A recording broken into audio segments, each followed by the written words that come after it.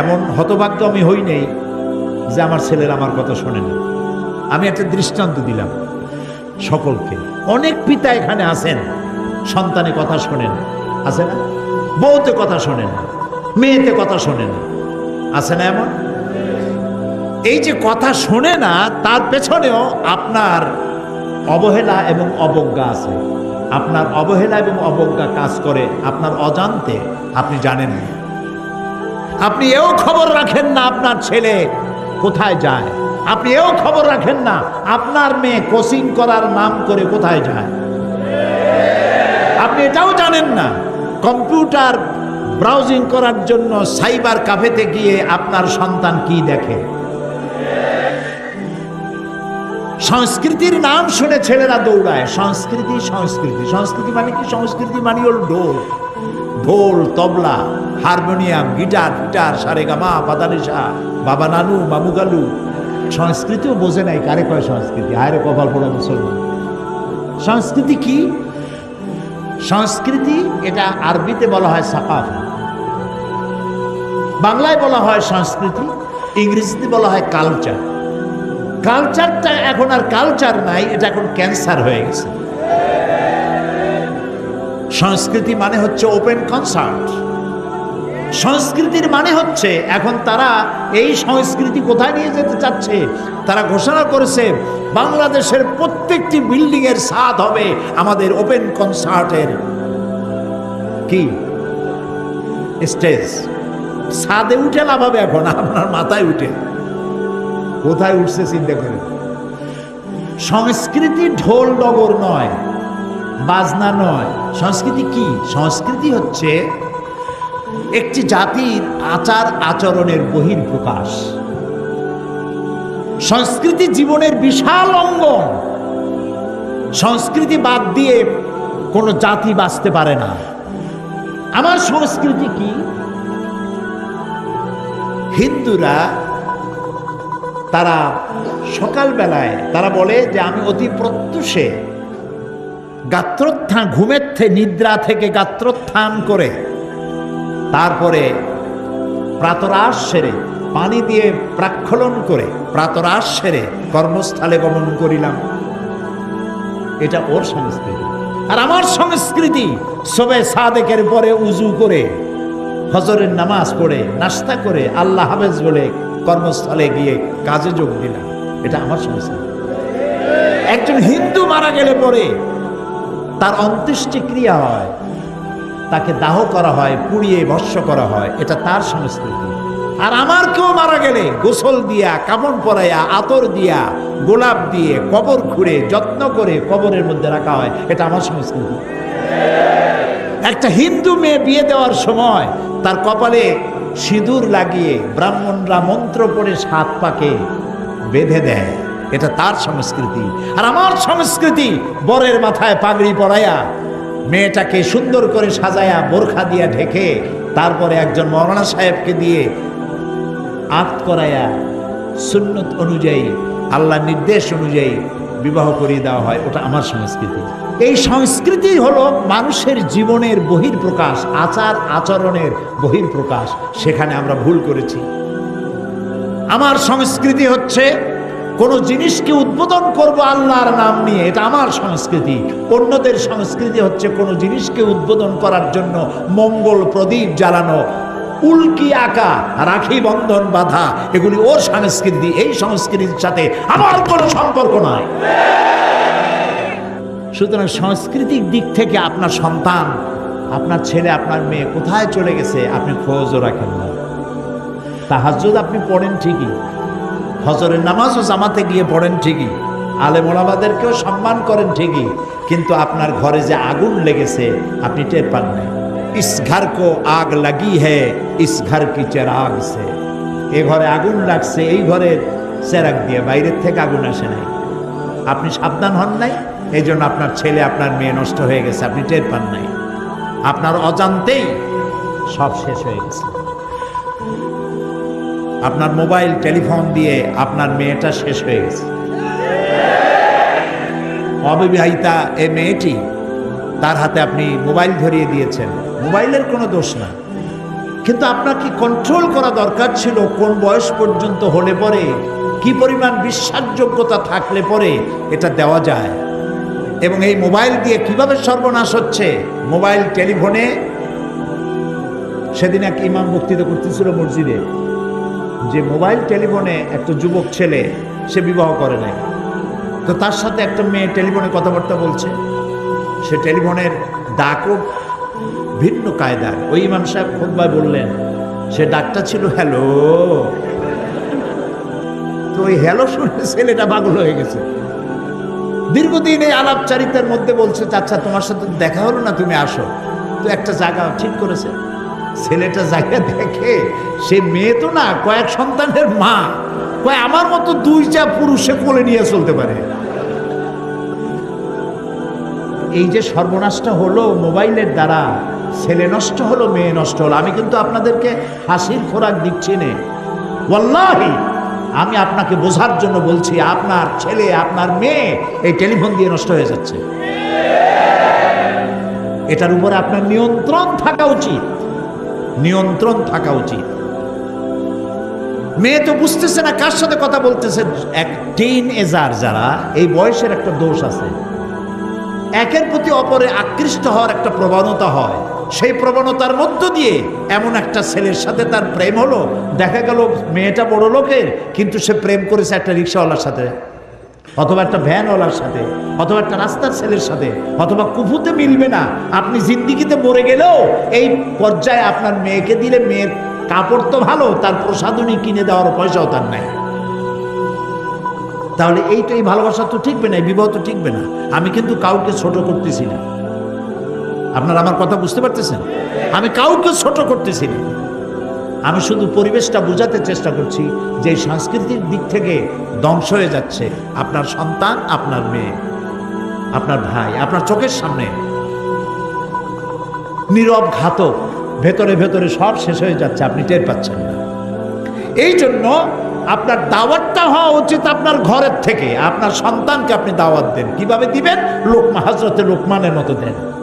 হযরতে লোকমান তার সন্তানকে দাওয়াত দিচ্ছেন, ইয়া বুনাইয়া, ইয়া বুনাইয়া লা তুশরিক বিল্লাহ ইন্না শিরকা লাযুলমুন আযীম।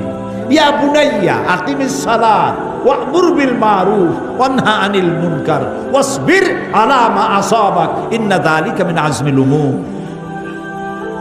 হযরতে লোকমান নবী না, রাসূল না, গোটা জাতিকে তিনি অ্যাড্রেস করেন না, তিনি অ্যাড্রেস করেছেন তার একটা সন্তানকে। এই অ্যাড্রেস, এই নসিহত আল্লাহর এত পছন্দ হলো, হযরতে লোকমানের নামে একটা সূরাই নাযিল করে দিলেন এবং তার নসিহতগুলিকে তিনি চিরন্তন করে দিলেন। সুবহানাল্লাহ। ইয়া বুনাইয়া, তিনি বলতেই পারতেন ইয়া ইবনি, এটা আরবি গ্রামার অনুযায়ী মোটেই ভুল হইতো না যদি তিনি বলতেন ইয়া ইবনি, ও আমার বাচ্চা, ও আমার সন্তান, কিন্তু তা বলেন নাই। ইয়া ইবনিকে তিনি তাসগীর করেছেন, ইয়া বুনাইয়া, ও আমার কলিজার টুকরা সন্তান। আপনার ছেলের নাম ধরেন আব্দুর রহমান, আব্দুর রহিম, এইসব নাম তো এখন কম রাখে। এখন নাম রাখে আকাশ হোসেন, বাতাস হোসেন, সাগর আলী, অক্সিজেন বেগম, কি সব আসিফ নাম। এখন আব্দুর রহমান, আব্দুল সত্তার ছেলের নাম রাখেন, ভালো ভালো নাম রাখেন। নাম ধরে, ও আমার কলিজার টুকরা বাবা, বাবা গো এদিকে আয়, রোশে আক্কা, রোশে আক্কা বল, আদর করে ডাকলো। বাচ্চা কাছে আসলো, কপালে একটা চুমা দিল। বাবা তুই যে নামাজ পড়তে যাস না, আমার মনে বড় কষ্ট লাগে বাবা। আমি প্রত্যেকদিন জামাতে যাই, তুই যাস না, আমার সাথে চল, আজকে জামাতে যাবি। ওর গর্দানে একটা চুমা দিলেন, কপালে একটা চুমা দিলেন। ও কিন্তু আপনাকে আজকে আর প্রত্যাখ্যান করতে পারবেন না, বলবে আব্বু আজকে যেতে পারছি না, কালকে অবশ্যই আব্বা আপনার সাথে, তোমার সাথে আমি যাবই মসজিদে। বাপের এক চুমায় কাজ হয়ে গেছে। এই রকমের মাহফিলে 14 দিন মাহফিলে এসে যে কাজ না হবে, আপনার এক চুমায় সে কাম হয়ে যাবে। উদু ইলা সাবিলি রাব্বিকা বিল হিকমা, এটাই হলো হিকমা। আপনার মেয়েকে বলেন, মা, ও মা, তোমার বয়স তো এখন 6-7 না, তোমার বয়স তখন 14-15 হয়ে গেছে। মা তুমি তো ওড়না ছাড়া চলতে পারো না মা, তুমি মা ওড়না পরে চলো, রাস্তা যখন যাবে নেকাব পরে চলো, আল্লাহর হুকুম। মা তুমি কি জানো এই যে অ্যাসিড পড়ে মেয়েদের মুখে জীবনটা নষ্ট হয়ে যায়, সৌন্দর্য প্রদর্শনী করে রাস্তায় বেড়ায়। অক্সিজেন বেগমকে দেখছে বল্টু মিয়া, SMS করছে, প্রেম নিবেদন করেছে, ও প্রত্যাখ্যান করেছে, এরে জেদে ধরলো, প্রেম করবেন আমার সাথে, আমারে বিয়ে করবি না, কাউরে বিয়ে করতে দেব না। রাস্তায় পাইলো কোনো এক সিপা সুপায়, বাস মারি দিল এক বোতল চেহারার উপরে, গেল চেহারা জ্বলে পড়ে বর্ষ হয়ে গেল, চিরজীবনের জন্য বিয়ে টিয়া সব শেষ। হয় না এরকম? আপনি বুঝান মা, কোন বোরখা পরা মেয়ের মুখে অ্যাসিড পড়ে না, কারণ কেউ দেখেও না, আকর্ষণ সৃষ্টি হয় না। এই যত মার্কেট আছে, মার্কেটগুলিতে মেয়ে লোকেরা যখন যায়, যে মেয়েটা বোরখা পরে যায়, নেকাব পরে যায়, সেলসম্যানরা বলে খালাম্মা সাসিয়াম্মা বসেন। তো খালাম্মার সাসিয়াম্মা যখন বললো তখন মর্যাদা বাড়লো না? খারাপ চোখে আর তাকাইতে পারবে? আলহামদুলিল্লাহ। আল্লাহর আইন যেখানে মানবেন সেখানেই শান্তি, কিন্তু আপনি তা করেন নাই। আপনি কিভাবে গেলেন? মাথার চুলগুলো ছাড়া, তারপরে রূপচর্চা করেছেন, কাপড় চোপড় এমনভাবে পরেছেন যা খুবই লজ্জাজনক। তা আপনি যখনই দোকানে ঢুকবেন, সেলসম্যান একটা কায়দার হাসি দিয়ে বলবে, ভাবি আপা বসেন বসেন বসেন। এরপরে শাড়ি একটা বার করলো, এই শাড়িটা আপনার পরলে যা মানাবে না। আরে শয়তান, ওরে মানাবে কিসে? তা তুই বলতে কি ওর স্বামী বলবে? এখন দোকানদার কোন শাড়ি পরবে মানাইবে আপনারে সেইটা যদি বলে সেলসম্যান, তাহলে কি আপনার ইজ্জত থাকলো? থাকলো না। আপনি পিতা, আপনার মেয়েকে আপনি বুঝান, মা তুমি এরকম করে যেতে পারো না, তুমি মেয়ে, তুমি ঢেকে ঢুকে চলো, আল্লাহর হুকুম মানো। এভাবে যদি দাওয়াতটা দেন, তাহলে এই দাওয়াত তার কলিজার মধ্যে ধরবে। মা মা বলতে থাকেন, রাগ করবেন না। অনেক বাপ আছে ভুল করে, ছেলে পরীক্ষা ফেল করছে, কথাবার্তা বন্ধ করে দেয়, ভাত খাইতেও দেয় না। তো আপনার মেয়েকে আপনাকে বুঝাইতে হবে, মা মা বলে বলবেন এবং তাকে বুঝাবেন। তাহলে আপনার মেয়েটা পর্দানসীনা হবে, একটা ভালো জামাই পাবেন। আলহামদুলিল্লাহ বলেন। মেয়েকে এভাবে বুঝাবেন। তরুণরা হচ্ছে আমার জাতির সম্পদ। যুবকরা, তরুণ তরুণী, যুবক যুবতী আমার জাতীয় সম্পদ, আমার জাতির ব্যাকবোন। মেরুদণ্ড যদি সোজা থাকে সোজা হয়ে হাঁটবেন, আর মেরুদণ্ড যদি ব্যথা থাকে তাহলে কেমনে হাঁটবেন? হ্যাঁ, এরকম হয়ে হাঁটবেন। হ্যাঁ, এরকম একেবারে কুজা। এক দাদা কুজা হয়ে গেছে, নাতি বলতেছে, দাদা বড়শিটা কিনছো কত দিয়া? বুঝছেন তো? দাদা বুঝে পেরেছে নাতির রসিকতা। দাদা বলছে, নাতি বয়স আসলে তুমিও একটা মাগনা বাবা, পয়সা দিয়ে কেনা লাগবে না। মেরুদণ্ড, জাতির ব্যাকবোন হচ্ছে ইয়াং জেনারেশন, নতুন প্রজন্ম। এই নতুন প্রজন্মকে ঢোল আর তবলার বিকট আওয়াজে এদের মন মস্তিষ্ককে বিভ্রান্ত করে দেওয়া হয়েছে। এদেরকে ইসলাম থেকে দূরে সরানো হয়েছে। এদেরকে বোঝানো হয়েছে আলেম ওলামা মানি হলো মৌলবাদী, সেখানে এদের কাছে যাই হলো। এই যুবকদেরকে আপনাকে টার্গেট নিতে হবে, তরুণদেরকে কাছে নিতে হবে, তরুণদেরকে ভালোবাসুন। রাসূল করিম সাল্লাল্লাহু আলাইহি ওয়াসাল্লাম বলেছেন, উসীকুম বিশ-শাবাবি খায়রা ফাইন্নাহুম আরাক্কু আফিদা লাকাদ বাসানি আল্লাহু বিল হানিফিয়্যাতি সামহা ফাহালাফানি আশ-শাবাব ওয়া খালাফানি আশ-শুয়ুখ ক্বালা রাসূলুল্লাহ সাল্লাল্লাহু আলাইহি ওয়াসাল্লাম। রাসূলুল্লাহ বলেছেন, উসীকুম বিশ-শাবাবি খায়রা, আমি তোমাদেরকে ওসিয়ত করতেছি তরুণদের ব্যাপারে তোমরা সহৃদয় হবে। কে বলতেছেন? আল্লাহ রাসূল। তরুণ যুবক এদেরকে তোমরা ভালোবেসো, কারণ আল্লাহ তাআলা আমাকে উদারতা সহকারে দিন প্রতিষ্ঠার জন্য পৃথিবীতে পাঠিয়েছেন। ফাহালা ফানিয়া শাবাব, এই যুবকরাই দিন প্রতিষ্ঠার পথে আমাকে সাহায্য করেছে। ফাহালা ফানিয়া শায়ুখ, আর সব বুড়োরা আমার সাথে বিরোধিতা করেছে। এখন দেখেন রাসূলকে যারা সাহায্য করলো, সহযোগিতা করলো, তারা কারা? আম্মার, সুহাইব, বিলাল, ওমর, আবু বকর, আব্দুল্লাহ ইবনে রাওয়াহা, জুবাইর ইবনুল আওয়াম, আলী, আব্দুর রহমান ইবনে আউফ রিদওয়ানুল্লাহ তাআলা আলাইহিম আজমাইন, সব 40-এর নিচে বয়স। বয়স কত? নিচে 8.5, উপরে 36, বিলো 40। এরা সহযোগিতা করেছে, এদের রক্তের উপরে ইসলাম প্রতিষ্ঠিত হয়েছে। সুবহানাল্লাহ। আর যারা বিরোধিতা করেছে তারা কারা? সব 40 আবু জাহাল, আবু লাহাব, আবু সুফিয়ান, উতবা, শাইবা, মুগীরা, গোষ্ঠী সুদ্ধা, সব বুড়ো। বুড়োরা বিরোধিতা করেছে, জওয়ানেরা আমার সহযোগিতা করেছে। ও সাহাবীরা, যুবকদের ব্যাপারে তোমরা কল্যাণকামী হও। সুবহানাল্লাহ।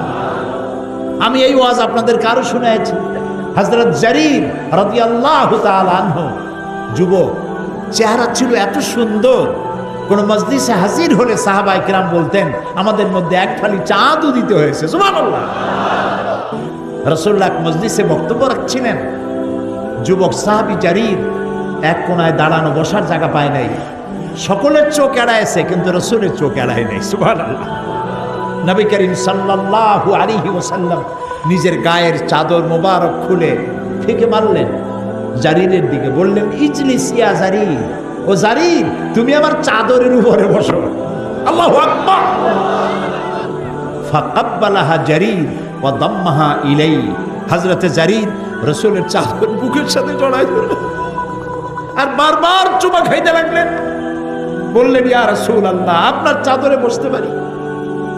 আপনি আমাকে সম্মানিত করেছেন। সুবহানাল্লাহ, সুবহানাল্লাহ।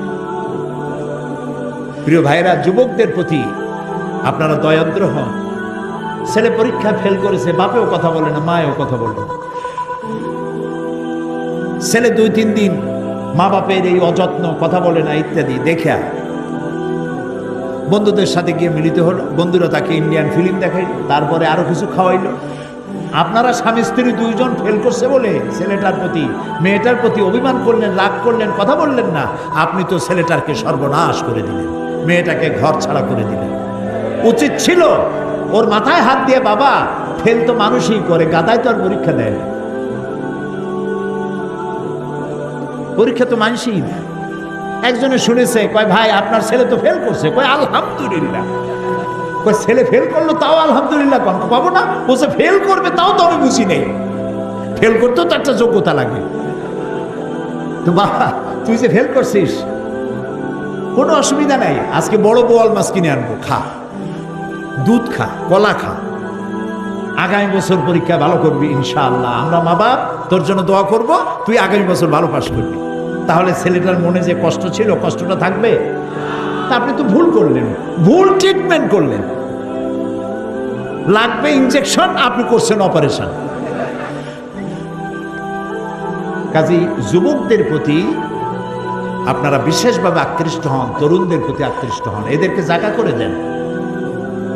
হযরত আবু সাঈদ খুদরি রাদিয়াল্লাহু তাআলা আনহু বলেছেন, হাদিসে এসেছে যে যখন তিনি দেখতেন মজলিসের ভিতরে কোনো যুবক হেঁটে আসতেছে, তিনি বসা থেকে দাঁড়ায় যেতেন। সুবহানাল্লাহ। বসা থেকে দাঁড়ায় যেতেন আর বলতেন, মারহাবাম বিওসিয়্যতি রাসূলিল্লাহ সাল্লাল্লাহু আলাইহি ওয়াসাল্লাম, হে রাসূলের চলমান উপদেশ, চলমান উপদেশ, তোমাকে ওয়েলকাম করছি, মারহাবা, ওয়েলকাম। তোমার জন্য আল্লাহ তাআলা রাসূল আমাদেরকে ওসিয়ত করেছেন, আমারানা আন নাহফাজাল হাদিসা ওয়া নুওয়াসিয়া লাকুম ফিল মাজালিস। রাসূল আমাদেরকে তার হাদিসগুলি সংরক্ষণ করতে বলেছেন আর তোমাদের মতো যুবকদেরকে আমাদের মজলিসে জায়গা করে দিতে বলেছেন। আপনি যদি আপনার মজলিসে জায়গা করে না দেন, তাহলে ওর আবার আলাদা মজলিস আছে, জুয়ার আড্ডা আছে, সিনেমা হল আছে, ওপেন কনসার্ট আছে, সেই জায়গায় জায়গা হবে। সেই জন্য আপনার মজলিসে ওরে আপনি জায়গা করে দিবেন, সম্মান করবেন, ওরও একটা সম্মান আছে। তরুণদের প্রতি, যুবকদের প্রতি আকৃষ্ট করে দ্বীনের পথে যদি তাদের দাওয়াত দেন, বৃদ্ধদের বুদ্ধি, সম্পদশালীদের অর্থ, আর যুবকদের শক্তি আর রক্ত, এই তিনটা জিনিস যদি একত্রিত হয়, ইসলামের বিজয় পৃথিবীর কেউ ঠেকাতে পারবে না।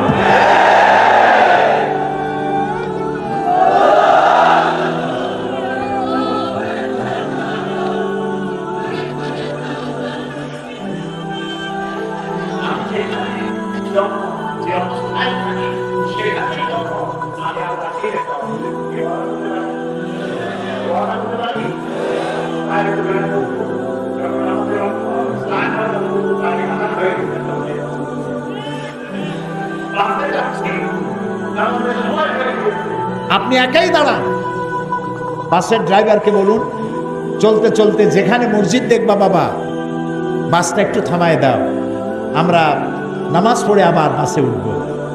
এরপরে আল্লাহ না করুন যদি অ্যাক্সিডেন্টে মৌত হয়, শাহাদাতের মৌত নসিব হয়ে যাবে। এমনি যানজটে ঘন্টার পর ঘন্টা দাঁড়িয়ে থাকা যায়, কিন্তু 5 মিনিটের জন্য বাস থামায় নামাজ পড়া যায় না। কাউকে না কাউকে সমাজ সংশোধনের দায়িত্ব নিতে হবে। আমরা যদি এই দায়িত্ব গ্রহণ করতে পারি, তাহলে নিঃসন্দেহে আল্লাহ রাব্বুল আলামিন আমাদেরকে বিজয় দান করবেন।